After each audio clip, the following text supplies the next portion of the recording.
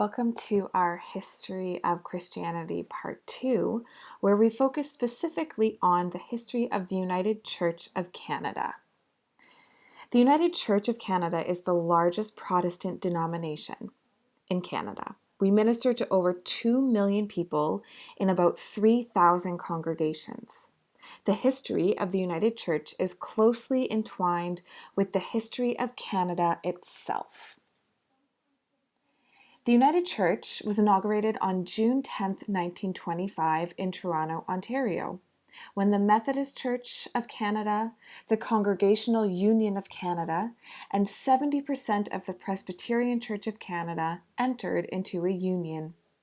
Also joining was the small General Council of Union Churches, centered largely in Western Canada.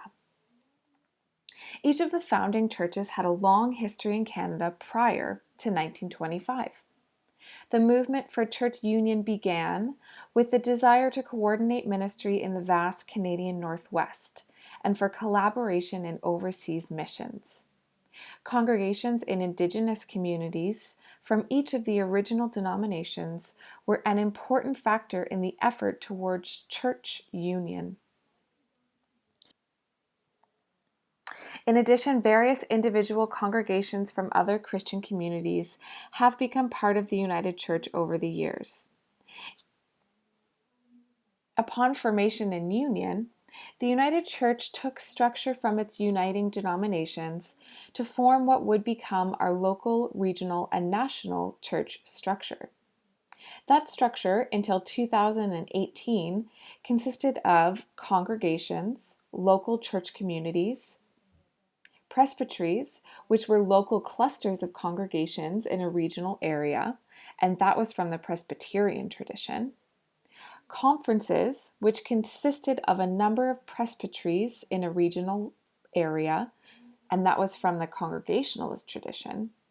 And the General Council, which was the whole national body of the United Church, from the Methodist tradition. Representatives from each conference would form a general council each 3 years to make decisions on behalf of the whole church.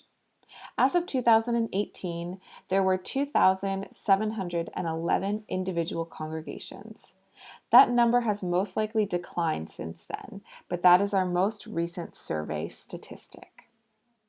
Pause this video and discuss, does anything about this history surprise you?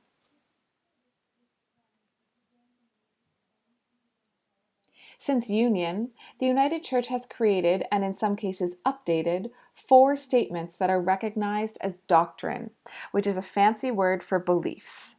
There's the 20 Articles of Doctrine. This is the document that was created upon union in 1925 and includes the 20 articles that we believe as a church. It's kind of like our Constitution. A new creed was created in 1968 and is a brief and well-loved affirmation of faith used widely in our worship. The Statement of Faith was created in 1940 and contains 12 statements and articles that outline beliefs and acts as a bit of a continuation or update on the basis of union, the 20 Articles of Doctrine. And the Song of Faith was created in 2006, and it seeks to provide a verbal picture of what the United Church understands its faith to be in our early 21st century context. It almost reads as a poem. The United Church acknowledges 2 sacraments, baptism and communion. A sacrament is a symbolic action or ritual by which people of faith encounter the presence of goodness of God. In a sacrament, ordinary things like water, bread, and wine are used to point us to God and God's love, reminding us of the sacred in life. If you are being confirmed, you have either already been baptized or are getting baptized with your confirmation of faith and membership. Baptism uses water as a symbolic cleansing that signifies the acceptance of new life within the church family. The sacrament of baptism is the single rite of initiation into the Christian community, the church. The United Church offers baptism to all ages.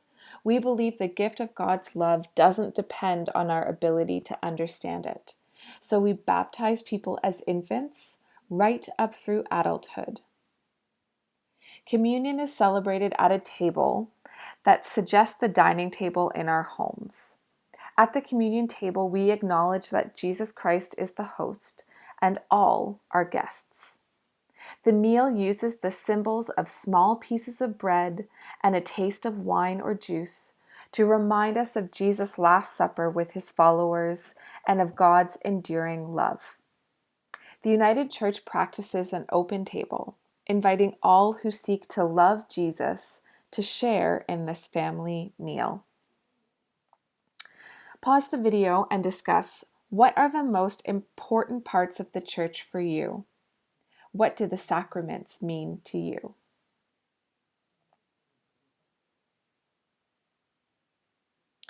A major decision was made at the General Council of 1988.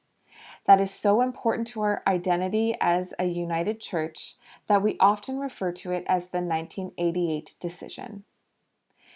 The General Council declared that all persons, regardless of sexual orientation, who profess their faith in Jesus Christ are welcome to be or become members of the United Church of Canada, and that all members of the United Church are eligible to be considered for ordered ministry.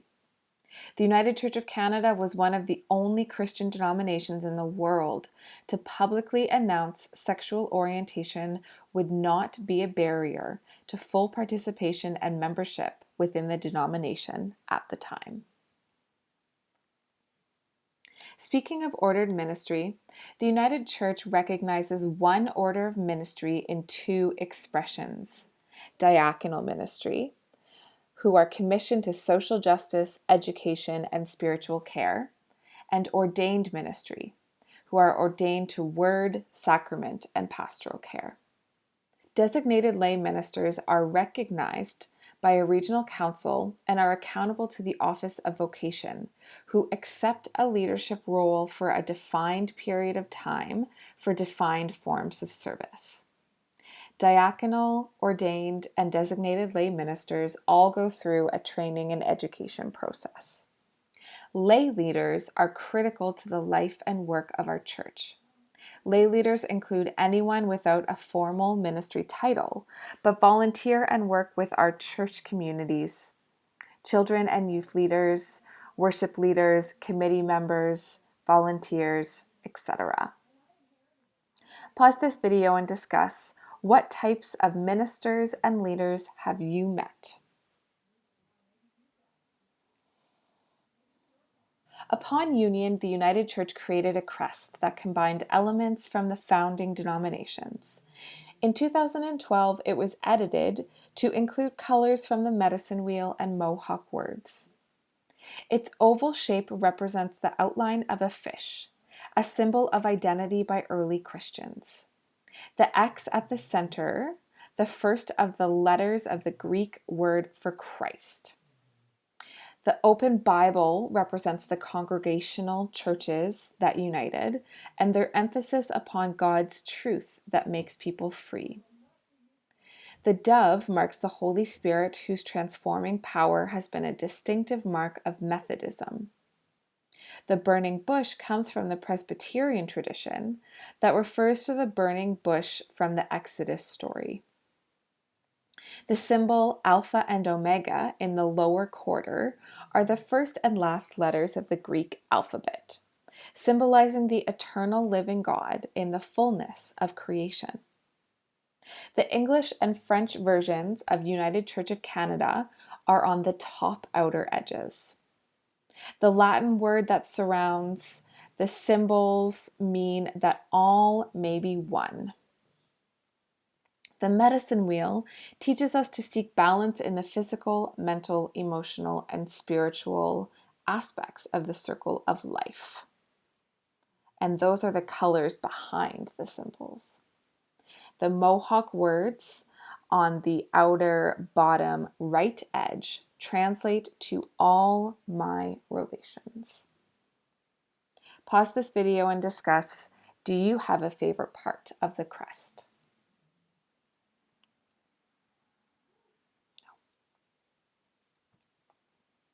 Upon union, the United Church inherited 12 residential schools from its founding denominations, of which the last one closed in 1969. The Indian residential school system was designed out of a conviction that First Nations peoples needed to be assimilated into Western European culture that had colonized the land now known as Canada. Indigenous children were taken from their homes and families and brought to these schools that banned Indigenous languages, traditions, and practices. The 2 centuries that the schools were in operation led to generations of trauma, abuse, and genocide to Indigenous peoples. They were church and government run, which is why we, as a united church, need to acknowledge our involvement in this painful history. In 1986, the United Church made an official apology that apologized for its role within colonization. In 1988, the Indigenous Church acknowledged the apology, but did not accept it, expressing that the European Church needed to live into its words.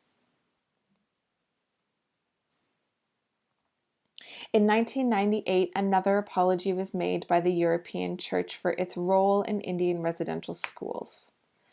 Since 2008, it has actively been engaged in the Truth and Reconciliation Commission of Canada, TRC, which was created to address the history and legacy of Indian residential schools and continues to try to live out our apologies.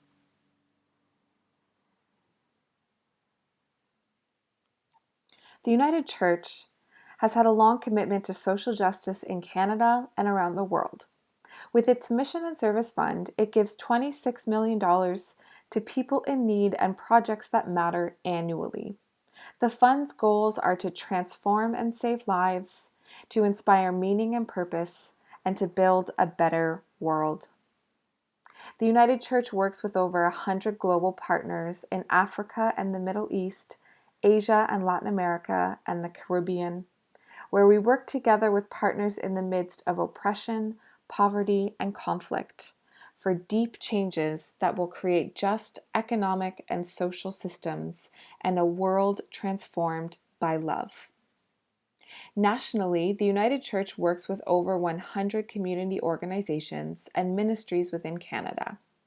Through these partners and through ongoing justice efforts in local, regional, and national communities, the United Church puts resources, ministries, and efforts into ending poverty, food security, LGBTQ+ justice, Indigenous justice and reconciliation, mining justice, climate change and care for creation, becoming an anti-racist church denomination, ending gender-based violence, supporting refugees to Canada, working towards peace in Palestine and Israel, and countless emergency relief efforts for national and global disasters, to name a few.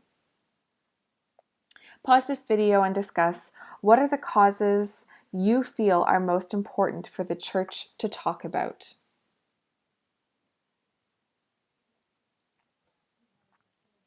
Over the past decade, the United Church has gone through several changes to stay relevant to its needs and to 21st century life. It restructured in 2018 to eliminate one layer of governance, and it now has communities of faith, which are congregations or formal gatherings of people in recognized ministry, in a geographical area to form a regional council, and which there are now 16 regional councils, who all form a denominational council, which was formerly known as the General Council.